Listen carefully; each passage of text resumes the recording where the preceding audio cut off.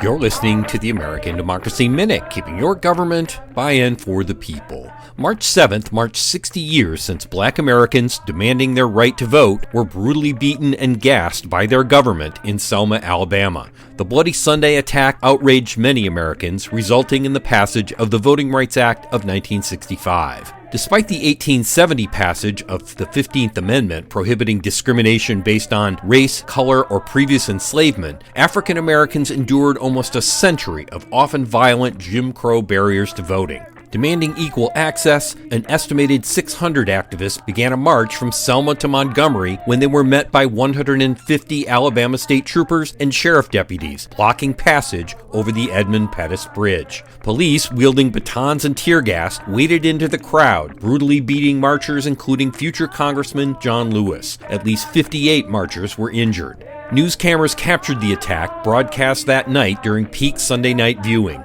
Millions of Americans spoke out against the brutality, and by March 17th, the Voting Rights Act was introduced in Congress, enforcing the 15th Amendment. On August 6th, the Voting Rights Act of 1965 was signed into law. In 2025, that law is under attack. More on that tomorrow. We thank the Smithsonian for use of Carl Bankert's Selma March recordings. Find much more at AmericanDemocracyMinute.org. I'm Brian Beal.